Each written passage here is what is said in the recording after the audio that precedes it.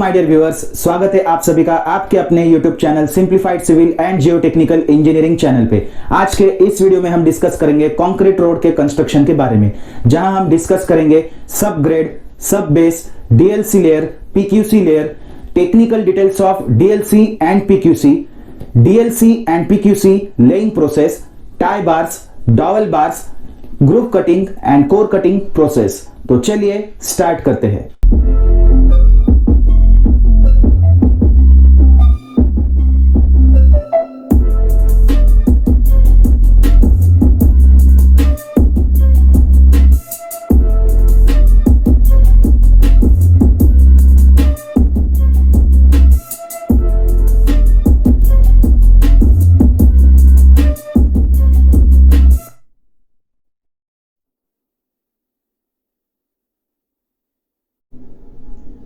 आज के इस वीडियो में हम डिस्कस करेंगे concrete road construction. Road construction में फर्स्ट स्टेप होती है सर्वेइंग, जहां पर पहले अलाइनमेंट फिक्स की जाती है और उसके बाद सेंटर लाइन मार्किंग की जाती है। इसके बाद यहां पर वर्किंग मेथड डिसाइड की जाती है, जिसके दो टाइप्स होते हैं। फर्स्ट अल्टरनेट मेथड, दूसरा होल पैच मेथड। जब रोड के एक साइड पर काम करना हो और दूसरी साइड ट्रैफिक के लिए खुली रखनी हो तो अल्टरनेटिव मेथड यूज की जाती है। यहां हम देख सकते हैं लेफ्ट हैंड साइड पर रोड कंस्ट्रक्ट किया गया है और राइट हैंड साइड ट्रैफिक के लिए खुली रखी गई है। दूसरी ओर सेकंड मेथड यानी होल पैच मेथड में रोड के दोनों साइड कंस्ट्रक्शन किया जाता है। जनरली रोड कंस्ट्रक्शन में सब ग्रेड फर्स्ट लेयर होता है, लेकिन इस केस में हम एग्जिस्टिंग रोड पर नया रोड बना रहे हैं, इसीलिए यहां पर सब ग्रेड नहीं होगा। यहां पर रोड का ओवरलेइंग कहा जाएगा। नेक्स्ट पॉइंट हम डिस्कस करेंगे फंक्शन ऑफ सबग्रेड, यानी सबग्रेड क्या होता है। सबग्रेड का मेन फंक्शन होता है पेमेंट को सपोर्ट करना, और इसीलिए सबग्रेड में adverse climatic condition and loading conditions में स्टेबिलिटी होनी चाहिए।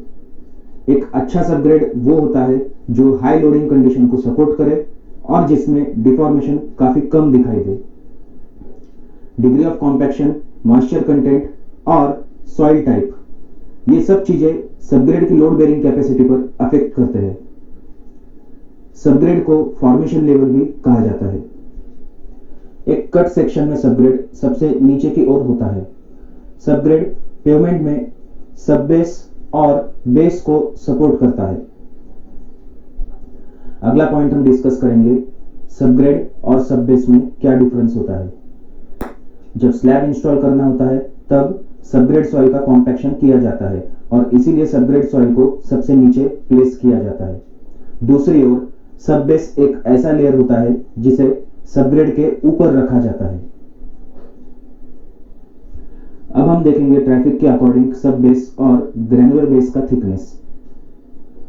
जब डिजाइन ट्रैफिक 10 MSA यानी 10 मिलियन स्टैंडर्ड एक्सल से कम रहेगा तो सब बेस का थिकनेस 150 mm रखा जाता है। जब डिजाइन ट्रैफिक 10 MSA से ऊपर बढ़ जाता है तो उस केस में सब बेस का थिकनेस 200 mm रखा जाएगा। नेक्स्ट हम देखेंगे डिजाइन ट्रैफिक और उसके साथ साथ ग्रैनुलर बेस का थिकनेस। जब ट्रैफिक 2 MSA तक रहेगा उस केस में ग्रैनुलर बेस का थिकनेस 225 mm रखा जाता है। जैसे ट्रैफिक 2 MSA से ऊपर बढ़ जाता है तो ग्रैनुलर बेस का थिकनेस 250 mm किया जाता है। रोड कंस्ट्रक्शन में अगला स्टेप रहेगा स्क्रैचिंग ऑफ रोड। रोड का लोअर लेयर और अपर लेयर इनकी प्रॉपर बॉन्डिंग होनी चाहिए, इसीलिए रोड की स्क्रैचिंग की जाती है। यहां पर पेवमेंट का अपर लेयर यानी 70 से 100 mm टॉप बिटुमिन लेयर हटा दिया जाता है। अगले स्टेप में टोटल स्टेशन या ऑटो लेवल के जरिए सेंटर लाइन मार्किंग की जाती है। स्क्रैचिंग के बाद नेक्स्ट स्टेप आती है मार्किंग, जो हमें ROW दर्शाती है। फिगर में हम देख सकते हैं ROW। ROW का मीनिंग होता है राइट ऑफ वे। ये रोड का ऐसा हिस्सा होता है जिसे कैरिज वे, फ्यूचर एक्सटेंशन और बाकी सुविधाओं के लिए यूज किया जाता है। जनरली 4 लेन रोड कंस्ट्रक्शन के लिए 45 मीटर ROW लैंड अक्वायर किया जाता है। पेवमेंट कंस्ट्रक्शन में हमारा नेक्स्ट लेयर होता है WMM। तो चलिए देखते हैं WMM क्या होता है। वेट बाउंड मैकेडम यानी WBM, इसमें एक स्टेप आगे इंप्रूवमेंट की गई है जिसे WMM कहा जाता है, जिसका मेन पर्पस WBM के अल्टरनेटिव मटेरियल की तरह किया जाता है।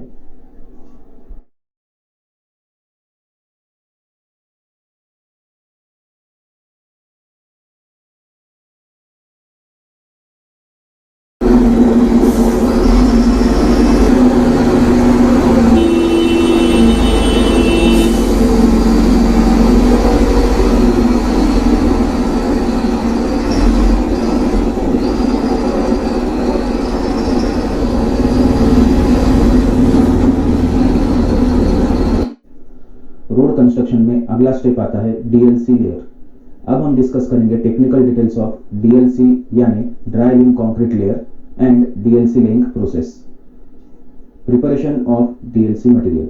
TLC को RMC प्लांट पर प्रिपेयर किया जाता है जिसका ग्रेड M10 होता है। इसे साइट पर हाइवा के जरिए लाया जाता है जिसे 1 घंटे के अंदर यूज किया जाना चाहिए।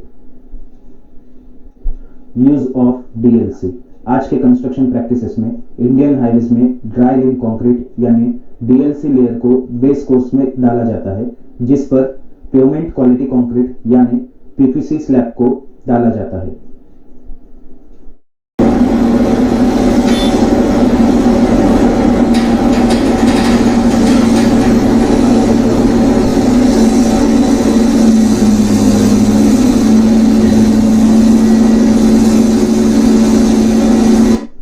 कॉम्पैक्शन करने से पहले DLC की डेप्थ सेंटर पर कैम्बर यानी स्लोप प्रोविजन के कारण 140 mm होनी चाहिए और कॉर्नर्स पर 130 mm। अगर हमें कॉम्पैक्शन के बाद 100 mm DLC थिकनेस चाहिए तो हमें साइट पर 130 mm DLC लेयर डालना होगा, क्योंकि लगभग 30 mm थिकनेस रोलर कॉम्पैक्शन के बाद कम हो जाती है। DLC लेइंग के बाद इसकी डेप्थ 3 जगह पर चेक की जाती है, एक चेक सेंटर पर और 2 चेक कॉर्नर्स पर। पेवमेंट सेक्शन में पानी को ड्रेन आउट करने के लिए 2% का स्लोप दिया जाता है और 30 मिनट के बाद DLC की मॉइस्चर कंडीशन देखकर रोलिंग की जाती है।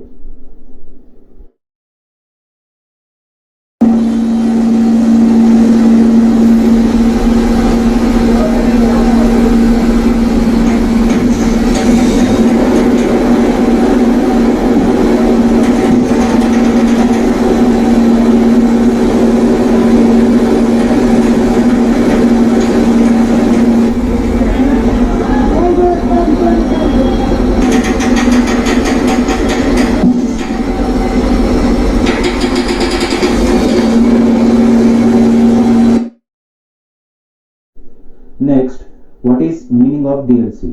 Dry link concrete modern rigid pavement का एक इंपॉर्टेंट पार्ट होता है।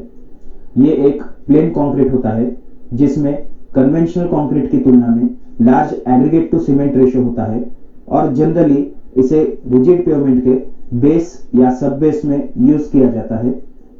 DLC का कॉम्पैक्शन फील्ड में 10 से 12 टन के वाइब्रेटरी रोलर से किया जाता है।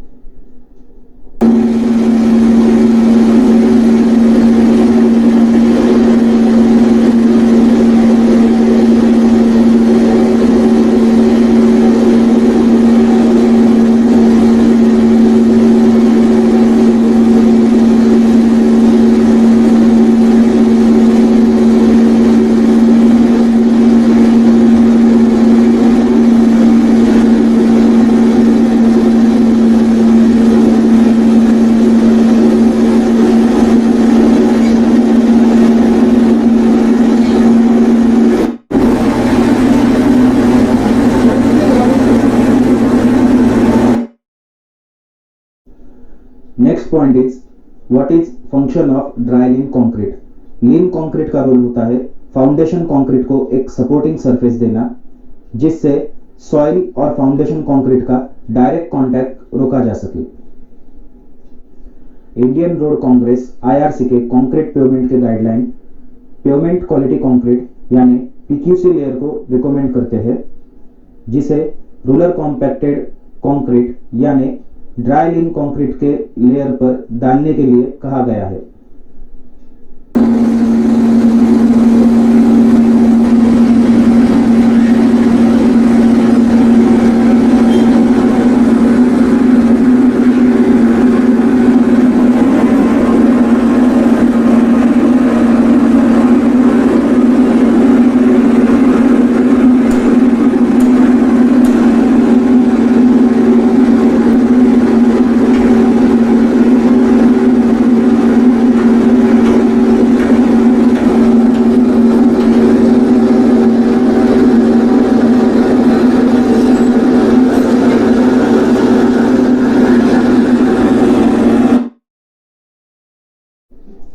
डीएलसी को यूज करने का एक मेजर एडवांटेज है, एक स्ट्रॉन्ग और सपोर्टिंग लेयर हमें मिलता है जो डिफॉर्मेशन को हाईली रेजिस्ट करता है और जॉइंट्स पर लोड ट्रांसफर की इफिशियंसी भी देता है।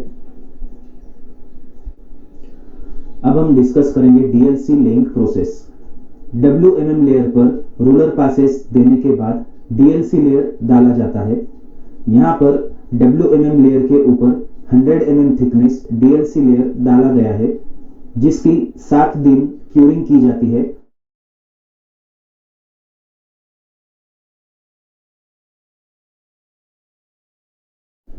यहाँ पर आप देख सकते हैं mix design of DLC used in case of highway.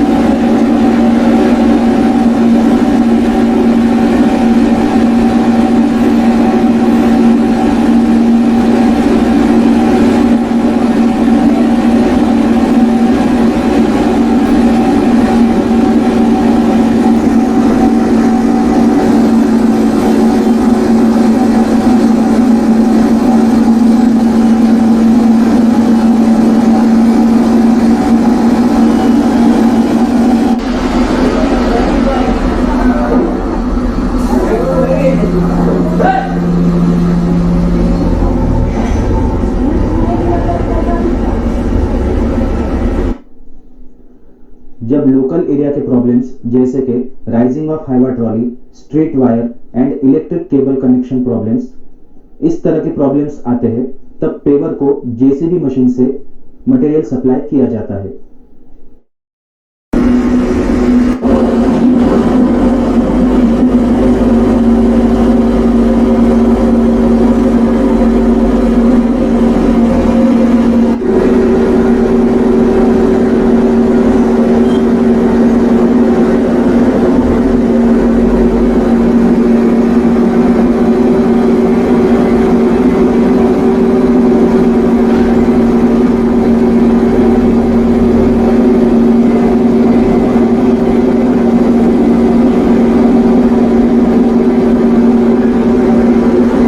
जब बचा हुआ डीएलसी मटेरियल हाईवा की बॉडी को चिटक जाता है, तब उसे जेसीबी के जरिए हटाया जाता है और इस मटेरियल को पेवर मशीन में जेसीबी बूम से सप्लाई किया जाता है।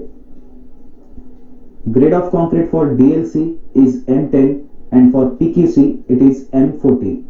Capacity of haiva used here is 10 to 12 meter cube.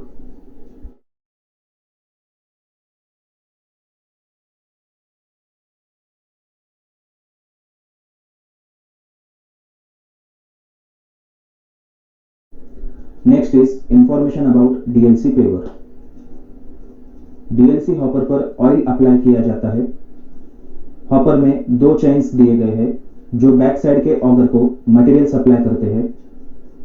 Auger material को स्प्रेड करने का काम करता है और उसे पेवर के स्क्रिट तक पहुंचाता है। पेवर में 2 स्क्रिट्स और 2 डैशबोर्ड दिए गए हैं जहां से पेवर को ऑपरेट किया जाता है।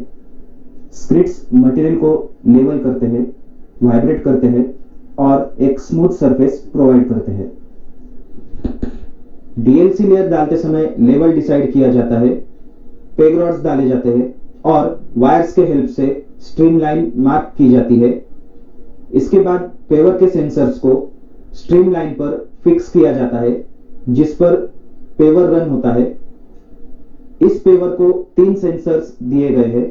एक सेंसर जिसे ग्रेड सेंसर कहा जाता है, यह सेंटर में दिया गया है। इसके जरिए पेवर को रोटेट किया जाता है और दूसरे 2 सेंसर्स थिकनेस प्रोविजन के लिए काम आते हैं। डीएलसी डालने के बाद थिकनेस को ध्यान में रखते हुए टैंडम रोलर के जरिए कॉम्पैक्शन प्रोसेस की जाती है। टोटल 5 रोलर पासेस दिए जाते हैं, जिसमें इंक्लूड होता है एक प्लेन रोलर पास जिसमें कोई भी वाइब्रेशन नहीं दिया जाता। उसके बाद आते हैं 2 रोलर पासेस जिसमें वाइब्रेशन भी दिया जाता है। इसके बाद आता है 2 और रोलर पासेस, लेकिन इसमें वाइब्रेशन को लो कर दिया जाता है। और लास्ट में आता है एक प्लेन रोलर पास, यानी यहां पर वाइब्रेशन टोटली ऑफ कर दिया जाता है। आगे जहां पर डीएलसी लेयर एंड होता है वहां पर वर्टिकल फ्लैट कट दिया जाता है। यहां पर वॉगल सुपर 1400 डीएलसी पेवर का यूज किया गया है।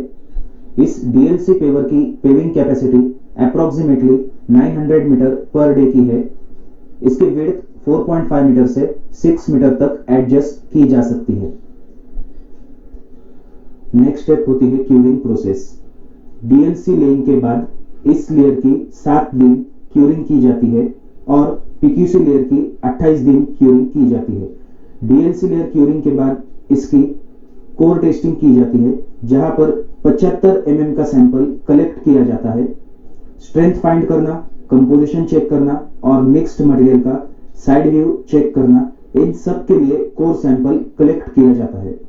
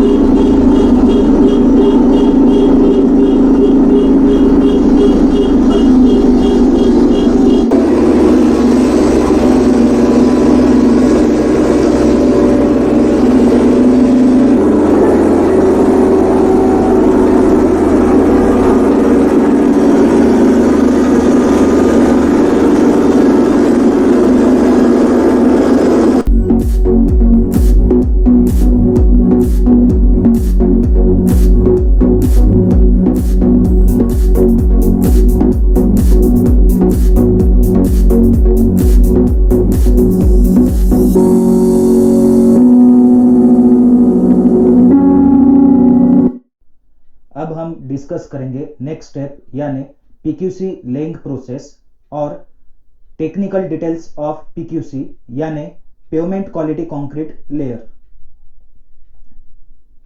रिजिड पेवमेंट्स में स्ट्रॉन्ग सरफेस बनाने के लिए नॉर्मली पेवमेंट क्वालिटी कंक्रीट यानी पीक्यूसी का यूज किया जाता है। पीक्यूसी कंस्ट्रक्शन को हाईवे कंक्रीट पेवमेंट्स और रनवे पेवमेंट्स के लिए यूज किया जाता है, जहां पर व्हील से आने वाला इंपैक्ट लोड सबग्रेड लेयर्स तक डिस्ट्रीब्यूट किया जाता है। पीक्यूसी का मीनिंग होता है पेवमेंट क्वालिटी कंक्रीट। आईआरसी 15 2002 के अनुसार पीक्यूसी के लिए कंक्रीट का मिनिमम ग्रेड M40 होना चाहिए और फ्लेक्सुरल स्ट्रेंथ मिनिमम 4.5 मेगापास्कल होना चाहिए। पीक्यूसी सीमेंट कंक्रीट को लार्ज साइज एग्रीगेट का यूज करके बनाया जाता है, जिसे ड्राई लिम कंक्रीट के सब बेस पर डाला जाता है। पीक्यूसी को कंक्रीट रोड्स के कंस्ट्रक्शन में टॉप वेरिंग लेयर की जगह डाला जाता है। पीक्यूसी की थिकनेस जनरली 180 mm से 300 mm होती है। अब हम देखेंगे CBR value for subgrade. CBR value 2.5 mm and 5 mm penetration पर ली जाती है। सबग्रेड मटेरियल की CBR वैल्यू नियरली 15 से 19% तक होनी चाहिए। डेंस ग्रेडेड एग्रीगेट की तुलना में सबग्रेड सॉइल की स्ट्रेंथ का पता करने के लिए सॉइल की CBR टेस्ट की जाती है। पेवमेंट डिजाइन में पेवमेंट की थिकनेस डिसाइड करने के लिए CBR एक मेजर फैक्टर होता है।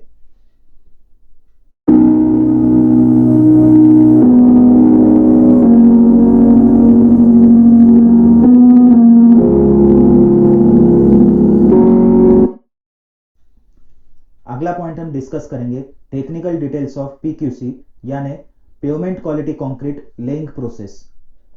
PQC लेइंग प्रोसेस में फर्स्ट स्टेप आती है LDP शीट यानी लो डेंसिटी पॉलीथीन शीट को लगाना। यह शीट DLC और PQC लेयर के बीच में सेपरेशन लेयर की तरह काम करती है और PQC लेयर से DLC लेयर द्वारा होने वाला वाटर एब्जॉर्प्शन रोकने में यह शीट काम आती है। यह शीट DLC लेयर के डैमेज को रोकने के लिए भी काम आती है।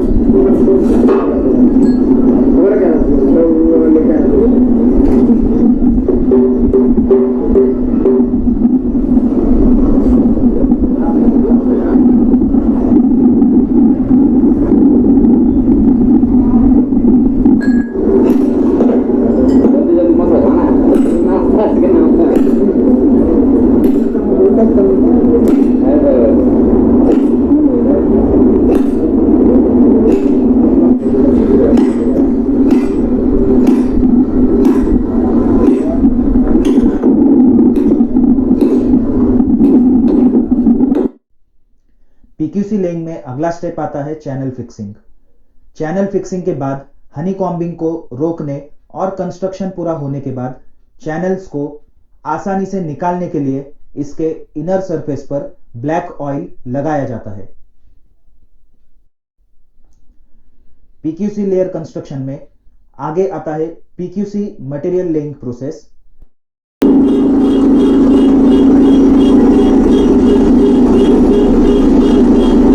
इसके लिए लगने वाला PQC मटेरियल प्लांट पर मिक्स डिजाइन के अनुसार तैयार किया जाता है, जिसे ट्रांजिट मिक्सचर द्वारा साइट पर लाया जाता है।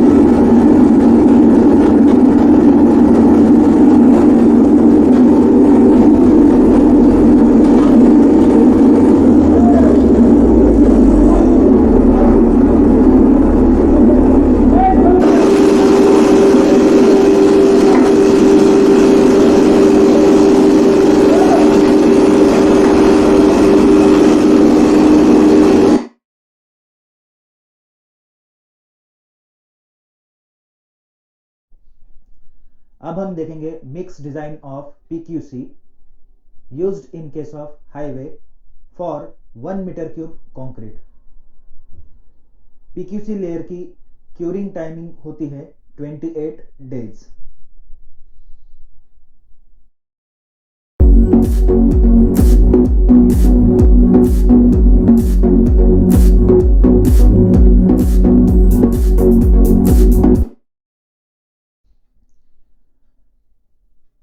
PQC मटेरियल को प्लांट से साइट पर लाने के बाद ट्रांजिट मिक्सचर को 2 मिनट तक रोटेट करना चाहिए ताकि PQC मटेरियल की हार्डनिंग को अवॉइड किया जा सके।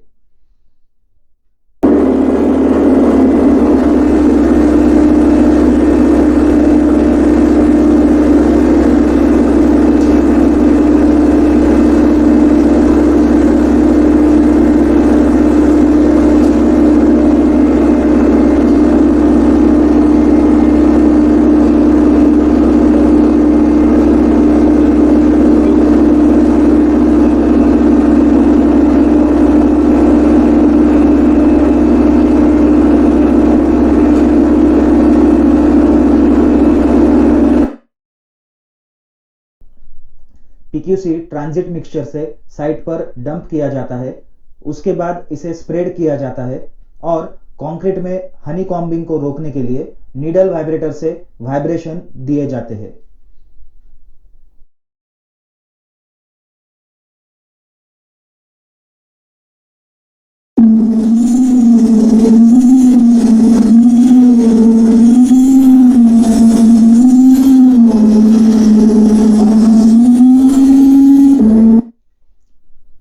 अब हम डिस्कस करेंगे purpose of vibration and time required for vibration.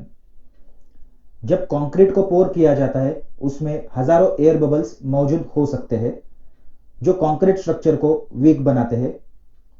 Vibration देने से कंक्रीट सरफेस के वॉइड्स यानी एयर गैप्स को रोका जा सकता है, जिसे नॉर्मली हनी कॉम्बिंग कहा जाता है। हनी कॉम्बिंग का मेन कारण होता है एंट्रैप्ड एयर। कंक्रीट में अगर एयर गैप्स रह जाते हैं तो कंक्रीट ठीक से सेटल नहीं हो पाता है। कंक्रीट वाइब्रेटर से फ्रेशली पोर्ड कंक्रीट की 15 से 20 सेकंड कंटिन्यूअसली शेकिंग की जाती है, जिससे एयर बबल्स को हटाया जाता है और हमें एक डेंस कंक्रीट मिलता है और इसकी स्ट्रेंथ भी इंक्रीज हो जाती है। यह है PQC पेवर। इस पर एक रोलर और ऑगर दिया गया है। यहां पर ऑगर एक्सेस PQC मटेरियल को कट करने के लिए यूज होता है और यह एक्सेस मटेरियल को आगे की ओर बढ़ा देता है और बैक साइड पर दिया गया रोलर एक स्मूथ फिनिश सरफेस बनाने का काम करता है। पेवर के ऑगर को रोटेट करके स्लरी को ऊपरी हिस्से में लाया जाता है। मटेरियल की प्रॉपर मिक्सिंग करने के लिए पेवमेंट में हनी कॉम्बिंग और क्रैक्स को रोकने के लिए पेवर पर मौजूद 5 नीडल वाइब्रेटर्स और मैनुअल नीडल वाइब्रेटर्स के जरिए PQC लेयर को फुल वाइब्रेशन दिए जाते हैं।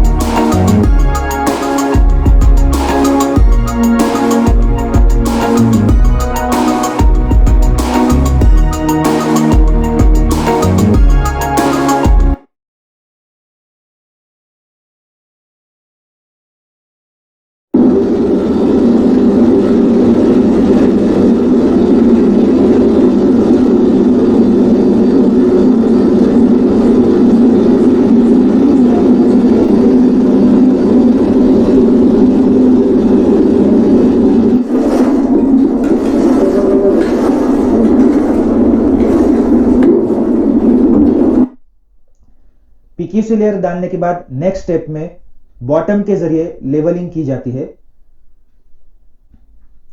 बॉटम ये एक लंबा फ्लैट बार होता है जो प्लेन सरफेस बनाने के लिए काम आता है और बाहर निकले हुए एग्रीगेट्स को नीचे की ओर ले जाने के काम आता है। इसके बाद फ्लोटर का यूज किया जाता है जिसमें हमें एक स्मूथ और फिनिश सरफेस मिलता है।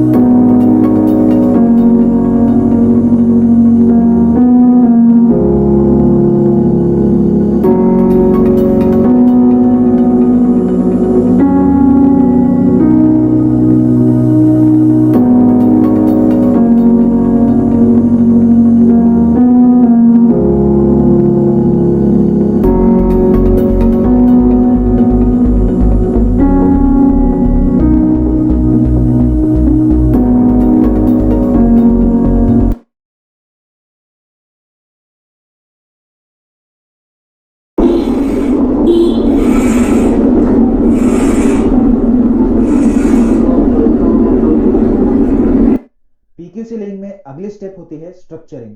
पीक्यूसी लेयर डालने के बाद 30 से 60 मिनट के बाद स्ट्रक्चरिंग की जाती है। इस प्रोसेस में 12 mm स्पेसिंग पर 6 mm डेप्थ के हॉरिजॉन्टल कट्स बनाए जाते हैं। ये पेवमेंट सरफेस पर ग्रिप देने का काम करते हैं।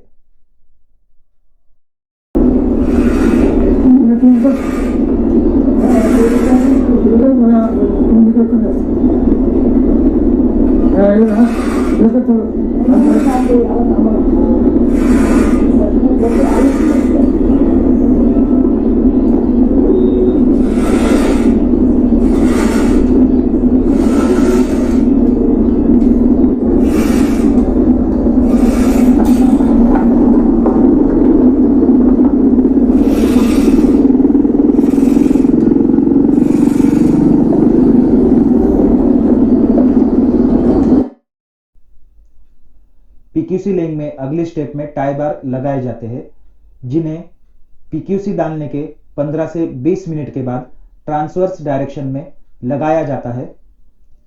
टाई बार्स को पेवमेंट में डालने से पहले इन पर इपॉक्सी पेंट लगाया जाता है जिससे करोजन को रोका जा सकता है। अब हम डिस्कस करेंगे टाई बार्स क्या होता है, इसे क्यों डाला जाता है, स्पेसिंग, डायमीटर और length of tie bar.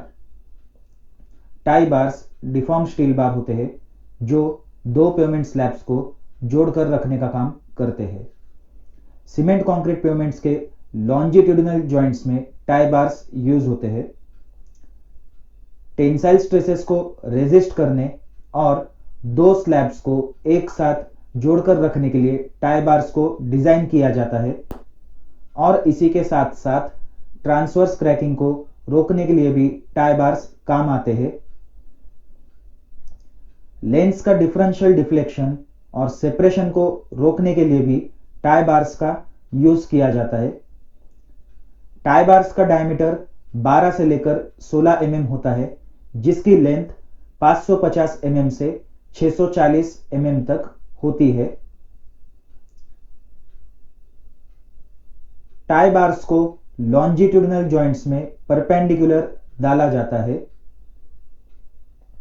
Tie bars load transferring का काम नहीं करते हैं, लेकिन मेनली ये दो स्लैब्स को एक साथ जोड़कर रखते हैं।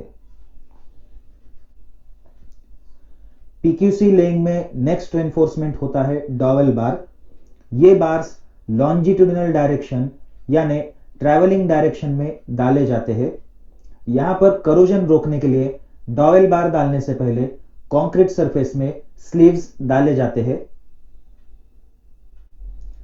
इस करंट रोड प्रोजेक्ट में 25 mm डायमीटर और 400 mm long dowel bars use किए गए हैं, जिनकी spacing 250 mm centre to centre रखी गई है।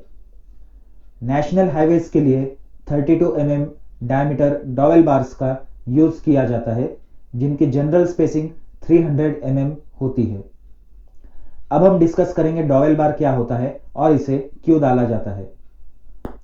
दो कंक्रीट जॉइंट्स में से लोड ट्रांसफर करने के लिए डॉवेल बार्स डाले जाते हैं। कॉर्नर क्रैकिंग को कम करने के लिए इनका यूज किया जाता है। इन जॉइंट्स का परफॉर्मेंस इंप्रूव करने में डॉवेल बार्स काफी यूजफुल होते हैं। स्लैब्स की मिड डेप्थ पर डॉवेल बार्स को डाला जाता है। यहां हम ट्रांसवर्स कंस्ट्रक्शन जॉइंट पर डॉवेल बार का लोकेशन देख सकते हैं। डॉवेल बार्स का साइज पेवमेंट की थिकनेस पर डिपेंड होता है, जिनका डायमीटर 32 से लेकर 38 mm यानी अप्रोक्सीमेटली 1.5 इंच होता है।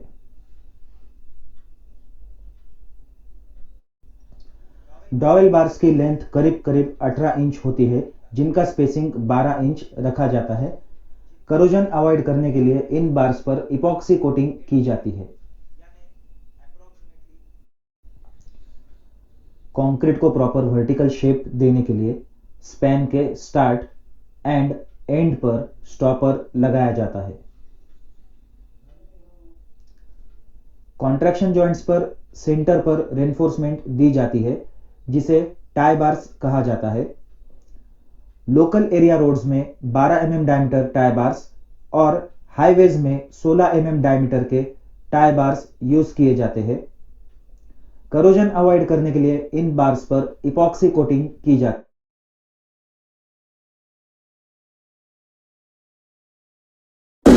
है। अगली स्टेप है ग्रूव कटिंग। 24 घंटे के बाद इनिशियल ग्रूव कटिंग की जाती है, जिसकी डेप्थ 60 mm और साइज 1 मीटर बाय 1 मीटर होता है। ग्रूव कटिंग क्रैक्स को एक पार्ट से दूसरे पार्ट में जाने से रोकता है। ग्रूव कटिंग की डेप्थ पीक्यूसी लेयर के टोटल डेप्थ के 1/3 रखी जाती है।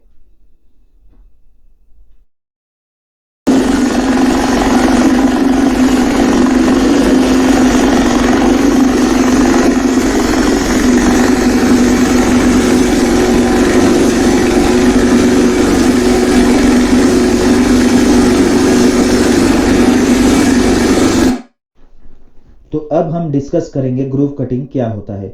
कंक्रीट में ग्रूव कटिंग एक टेक्निक होती है, जिसमें कंक्रीट को मूवमेंट के लिए अलाउ किया जाता है और क्रैक्स को एक लाइन में सीमित किया जाता है, जो क्रैकिंग और लॉन्ग टर्म डैमेजेस को रोकने में काम आता है। साइट पर डाला गया फ्रेश कंक्रीट हल्का सा श्रिंक होने लगता है, जिसमें सूखने के बाद क्रैक्स आने लगते हैं। इस क्रैकिंग को रोकने के लिए कंक्रीट में कट लगाया जाता है, जिन्हें कंस्ट्रक्शन या एक्सपेंशन कट कहा जाता है। ग्रूव कटिंग के बाद पेवमेंट सरफेस को 28 दिन के लिए क्यूरिंग के लिए रखा जाता है, जिसमें दिन में 3 बार कंक्रीट सरफेस पर पानी डाला जाता है और इस पर गीले गनी बैग्स को 28 दिन के लिए रखा जाता है। कंक्रीट में क्रैक्स को रोकने और स्ट्रेंथ को बढ़ाने के लिए क्यूरिंग महत्वपूर्ण होती है।